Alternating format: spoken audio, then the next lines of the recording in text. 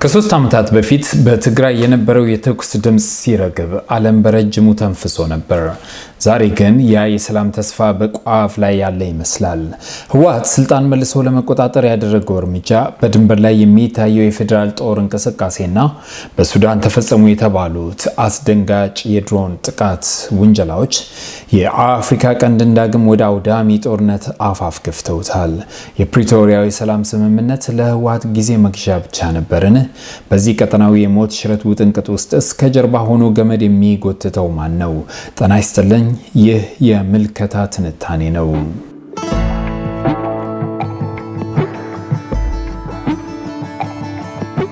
አስቡት፣ በመቶ ሺዎች የሚቆጠሩ ሰዎችን ህይወት የቀጠፈውና በሚሊዮኖች የሚቆጠሩትን ያፈናቀለው የ2020-2022 አውዳሚ ጦርነት እንዲቆም ያደረገው የፕሪቶሪያው የሰላም ስምምነት ሰሞኑን ህወሓት በወሰደው እርምጃ በይፋ አደጋ ላይ ወድቋል። ይህም የሆነው የጦርነቱን ማብቃት ተከትሎ ህገወጥ ተብሎ የተበተነው የትግራይ ክልል ምክር ቤት ዳግም በመሰብሰብ የህወሓት ሊቀመንበር የሆኑትን ደብረጽዮን ገብረ ሚካኤልን በፕሬዝዳንትነት መምረጡ ነው የፕሪቶሪያ ስምምነት አደጋ ላይ የጣለው።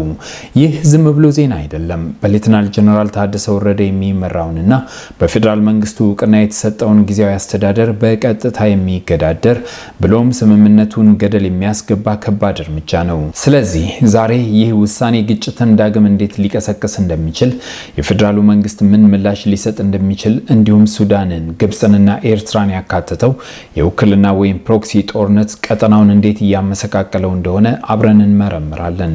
ሮይተርስን፣ አልጀዚራን፣ ክሪቲካል ትሬትስ ፕሮጀክትንና የተለያዩ መንግስታዊ ይፋዊ መግለጫዎችን ዋቢ አድርገን ያዘጋጀነውን ይህን ዝግጅት እስከ መጨረሻው እንድትከታተሉ እንጋብዛለን።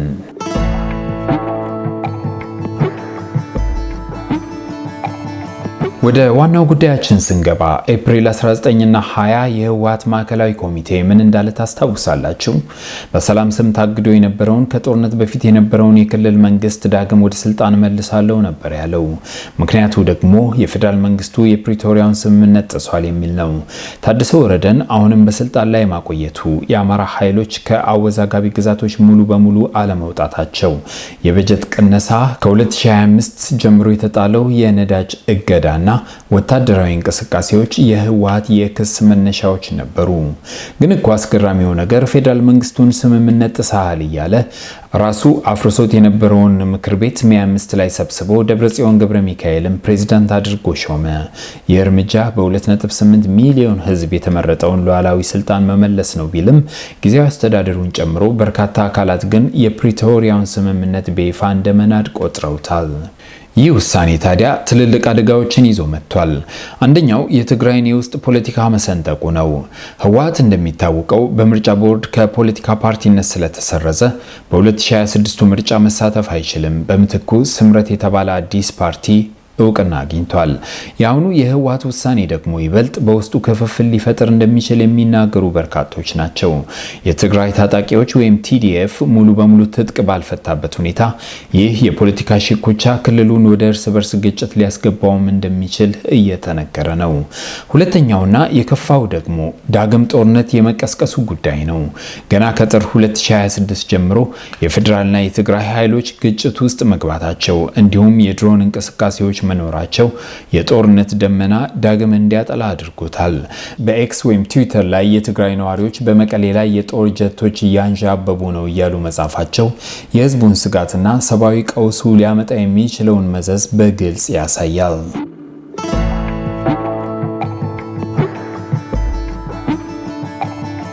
ታዲያ የኢትዮጵያ ፌዴራል መንግስት ይህን ሁሉ እያየ ዝም ይላል ብላችሁ አትጠብቁ። የጠቅላይ ሚኒስትር አብይ አህመድ አስተዳደር ይህንን የህወሓት እርምጃ የሀገሪቱን አንድነት በቀጥታ የሚፈታተን አድርጎ ነው የሚወስደው። አሁን እየወጡ ያሉ መረጃዎች እንደሚያሳዩት ከሆነ መንግስት ከባድ የኃይል እርምጃን ጨምሮ የተለያዩ አማራጮችን እያሰላ ነው።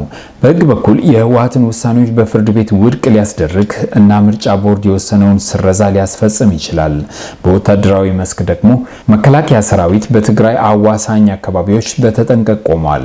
ተንታኞች እንደሚሉት በኢራን ጦርነት ምክንያት በተፈጠረው የነዳጅ እጥረት የዘገየው ወታደራዊ ኦፕሬሽን አሁን ህገ መንግስታዊ ስርዓቱን ለማስከበር በሚል ሰበብ ዳግም ሊጀመር ይችላል። በኢኮኖሚውም ቢሆን ቀድሞ የተጀመረው የነዳጅና የበጀት እገዳ አልፎ ወደ ባንክና ቴሌኮም አገልግሎት መቋረጥ ሊያመራ እንደሚችል ተሰግቷል።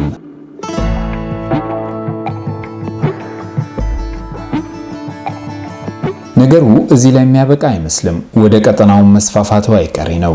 ከትናንት ወዲያ ሚያይ 5 ሱዳን ያልተጠበቀ ክስ ይዛ ብቅ ብላ ነበር። ኢትዮጵያና የተባበሩት አረብ ኤሚሬትስ በካርቱም አየር ማረፊያ ላይ የድሮን ጥቃት አድርሰውብኛል፣ ድሮኖቹ የተነሱትም ከባህር ዳር ነው ስትል ኢትዮጵያን ወንጀላለች።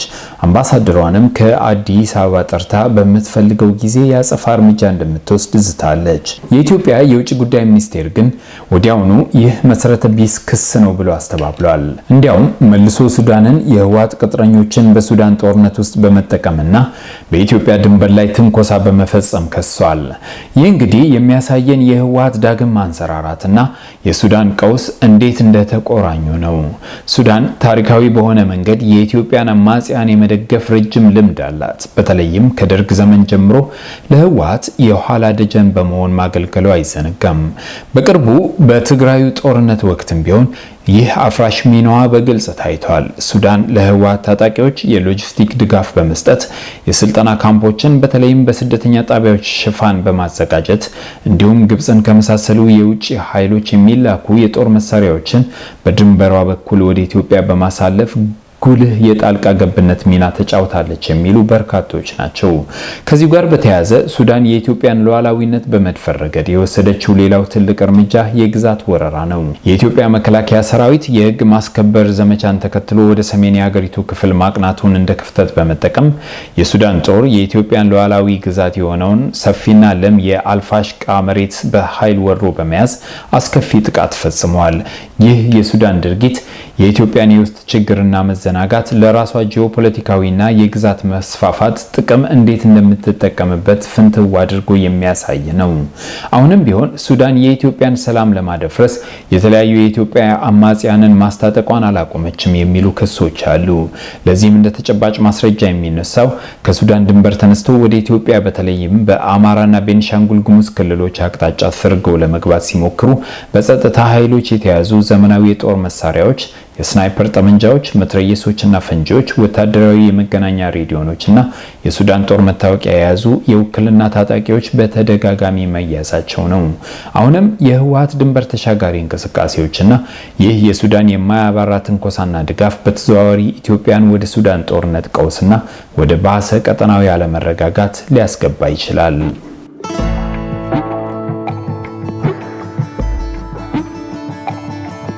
በዚህ ሁሉ መሃል የግብጽ እጅ የቱ ጋር እንዳለም እንመልከት። የግብጽ ዋነኛ ኢላማ ታላቁ የኢትዮጵያ ህዳሴ ግድብና አጠቃላይ የውሃ ጉዳይ መሆኑ ይታወቃል። የኢትዮጵያን የውስጥ ሰላም ማጣት ግብጽ የውሃ ደህንነቷንና ያለባትን ስጋት ለማስቀረት እንደ ጥሩ አጋጣሚ ነው የምትወስደው። በዚህም መሰረት የኢትዮጵያን የውስጥ ፖለቲካ ለማወክና አለመረጋጋት እንዲሰፍን የተለያዩ ታጣቂ ኃይሎችን በስውር እንደምትደግፍ በተደጋጋሚ ይነሳል። ግብጽ በቀጥታ ጦሯን ልካ ትግራይ ውስጥ አትዋጋም። ነገር ግን ሱዳንንና ኤርትራን እንደ ተኪ ወይም ፕሮክሲ በመጠቀም በኢትዮጵያ ደህንነት ላይ አደጋ ለመጣል ትጥራለች። ኢትዮጵያ ወደ ባህር በር ለመድረስ የምታደርገውንም ጥረት ለማክሸፍ ከኤርትራና ከሶማሊያ ጋር ልቅ የሆነ ጥምረት መፍጠሯ ይታወሳል። ለዚህ የግብጽ የእጅ አዙር ጣልቃ ገብነትና ኢትዮጵያን የማተራመስ ሚና ጥሩ ማሳያ የሚሆነው በቅርቡ የተከሰተው ክስተት ነው። ለምሳሌ ያህል ግንቦት 5 ቀን 2026 እንደ አውሮፓውያን አቆጣጠር በካርቱም የተፈጸመውን የድሮን ጥቃት ተከትሎ ሱዳን በኢትዮጵያ ላይ ያቀረበችውን ክስ ግብጽ በማስተጋባት ኢትዮጵያን በተዘዋዋሪ አውግዛለች። ይህ ድርጊት ግብጽ የሱዳንን ቀውስ በመጠቀም ኢትዮጵያን ለማጠልሸትና ጎረቤት ሀገራትን በማጋጨት ዲፕሎማሲያዊ ጫና ለመፍጠር ያላትን ፍላጎት በግልጽ ያሳያል።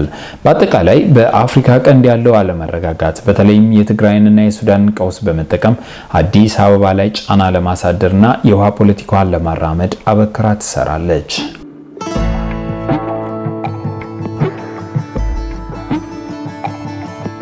አሁን ደግሞ ስለ ኤርትራ ተሳትፎ እናውራ። በትግራዩ ጦርነት ጊዜ ከኢትዮጵያ መንግስት ጎን ተሰልፋ ህወሓትን ስትወጋ የነበረችው ኤርትራ አሁን ከፕሪቶሪያው ስምምነት በኋላ ከፌዴራሉ መንግስት ጋር ያላት ግንኙነት በእጅጉ ሻክሯል። የሚገርመው ደግሞ አሁን የሚወጡ ሪፖርቶች ኤርትራ አክራሪ ከሚባሉ የህወሓት አመራሮች ጋር በመመሳጠር የገንዘብ የሎጂስቲክስ እና የጦር መሳሪያ ድጋፍ እያደረገች ነው የሚል ክስ ከኢትዮጵያ በኩል በተደጋጋሚ ይቀርባል።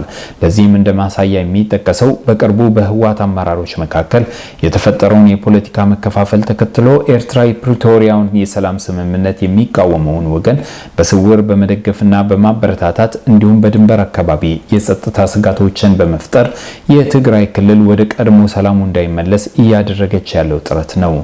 ከዚህም ባሻገር ኤርትራ ኢትዮጵያን ይበልጥ ለማዳከምና ለማተራመስ ከግብጽና ከሱዳን ጋር በጋራ እየሰራች መሆኗ ቀውሱን ይበልጥ ውስብስብ ያደርገዋል። ለምሳሌ ያህል በቅርቡ በአስመራና በካይሮ መካከል እየተደረጉ ያሉ ተከታታይ የከፍተኛ ባለስልጣናት የዲፕሎማሲና የወታደራዊ ትብብር ውይይቶች ኢትዮጵያን በቀጠናው ለመክበብ ያለሙ መሆናቸውን በስፋት ይነግረናል። ግብጽ የህዳሴውን ግድብ ጉዳይ ምክንያት በማድረግ በሱዳንና ኤርትራ በኩል ጫና ለመፍጠር ስትጥር ኤርትራ በበኩሏ ለግብጽ የደህንነትና የወታደራዊ ኃይሎች መፈናፈኛ በመስጠት ከኢትዮጵያ ታሪካዊ ባለንጣዎች ጋር አብራ ተሰልፋለች። ኤርትራ ይሄን የፈጠራ ወሬ ወይም ፎልስ ፍላግ ብላ ብታስተባብልም ጠንካራ ማዕከላዊ መንግስት በኢትዮጵያ ውስጥ እንዳይኖር ኢትዮጵያ የባህር በር በተለይም የአሰብ ወደብን እንዳታገኝ ለማድረግ እንዲሁም በቀጠናው የራሷን የበላይነት ለማስጠበቅ የትግራይን የውስጥ ክፍፍልና የግብጽ ሱዳን የጋራ ጸረ ኢትዮጵያ አቋም እንደ ትልቅ መሳሪያ እየተጠቀመችበት እንደሆነ ብዙ ተንታኞች ይስማማሉ።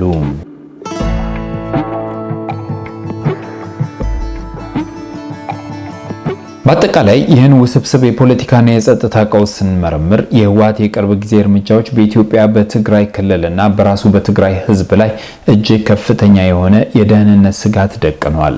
ህወሓት የፕሪቶሪያውን የሰላም ስምምነት በአደባባይ በመናድ ማዕከላዊ ክልላዊ ስልጣኑን ለማረጋገጥ የሚያደርገውን ጥረት ገና ከጦርነቱ መዘዝ ያላገገመውን የትግራይን ህዝብ ወደ አዲስና የከፋ መፈናቀልና ረሃብ የሚመስል አደገኛ ቁማር ይከተዋል። ከዚህም ባሻገር የህወሓት ህገወጥ እርምጃ በኢትዮጵያ ታሪካዊ ባለንጣዎች ለሆኑት ግብጽ፣ ሱዳንና ኤርትራ እንደ ርካሽ መጠቀሚያ እያገለገለ ነው። እነዚህ ሀገራት የራሳቸውን ጂኦፖለቲካዊ ፍላጎት ለማሳካት የህወሓትን አመፀኝነት እንደ ትልቅ የትርምስ መሳሪያ እየተጠቀሙበት ይገኛሉ። የህወሓት የጊዜያዊ አስተዳደሩን ስልጣን መንጠቅና ሱዳን በትክክል በዚያው ሰሞን ያቀረበችው በድሮን ተመታው የሚል ውንጀላ በአጋጣሚ የተፈጠሩ ክስተቶች አይመስሉም። ይልቁንም እጅግ የተቀነባበሩና የተሳሰሩ ጸረ ኢትዮጵያ ዘመቻ አካል ናቸው። የዚህ ሁሉ ድራማ የመጨረሻ ግብ የፌዴራል መንግስቱን ትኩረት መበታተን፣ መከላከያ ሰራዊቱን በተለያዩ ግንባሮች እንዲወጠር ማድረግና ኢትዮጵያን በውስጥ ቀውስ ማዳከም ነው። በመጨረሻም ሀገሪቱ ሉዓላዊነቷንና ብሔራዊ ጥቅሟን ማስከበር የማትችል በጎረቤቶቿ የተከበበችና የተከፋፈለች ደካማ ሀገር እንድትሆን ማድረግ። ይህ በቀጠናው ላይ አንዣበበውን አውዳሚ ጦርነት ለማስቀረትና ህወሓትን በህገወጥ ድርጊቱ ተጠያቂ ለማድረግ የሚከተሉት አስቸኳይ እርምጃዎች ሊወሰዱ ይገባል። የትግራይ ህዝብ ጦርነት በቃኝ በማለት ሰላሙን አጥብቆ ሊጠይቅ፣ የህወሓት ጦር ቀስቃሽ ውሳኔዎችን በግልጽ ሊቃወምና ዳግም ለፖለቲከኞች የስልጣን ጥም መጠቀሚያ ከመሆን ራሱን ሊጠብቅ ይገባል። የኢትዮጵያ መንግስትም ቢሆን የሀገሪቱን ህገ መንግስታዊ ስርዓት ለማስከበር ቆራጥ እርምጃዎችን መውሰድ ያለበት ቢሆንም የውጭ ኃይሎች ግብጽና ሱዳን በተለይ ሆን ብለው ወደ ዘረጉት የለየለት የጦርነት ወጥመድ ውስጥ ላለመግባት በከፍተኛ ጥንቃቄ በትዕግስትና በዲፕሎማሲያዊ ብልሃት ነገሮችን ማስተዳደር አለበት። ዓለም አቀፉ ማህበረሰብም በተለይም የአፍሪካ ህብረት፣ ተመድና የአውሮፓ ህብረት እንዲሁም አሜሪካ የፕሪቶሪያው ስምምነት ዋስትና ሰጪዎች ወይም ጋራንተርስ እንደመሆናቸው መጠን ህወሓት ስምምነቱን በመጣስ ለወሰደው ህገወጥ እርምጃ ዝምታን ሰብረው ቀጥተኛ ማዕቀቦችን እና የዲፕሎማሲ ጫናዎችን ሊያደርጉበት ይገባል። በተጓዳኝም ግብጽ፣ ሱዳንና ኤርትራ በኢትዮጵያ ውስጥ ጉዳይ የሚያደርጉትን የእጅ አዙር ጣልቃ ገብነትና ለአማጽያን የሚያደርጉትን የትጥቅ ድጋፍ በአስቸኳይ እንዲያቆሙ የማያዳግም ማስጠንቀቂያ ሊሰጡ ይገባል። ሰላም አማራጭ አይደለም፣ የህልውና ጉዳይ ነው። የፕሪቶሪያው ስምምነት መፍረስ ትግራይን ብቻ ሳይሆን መላው የአፍሪካ ቀንድን ወደማያባራ የጦርነት አዘቅት ስለሚከት ዘግይቶ ከመጸጸት በፊት ሁሉም አካል ዛሬ ኃላፊነቱን ሊወጣ ይገባል። አበቃን።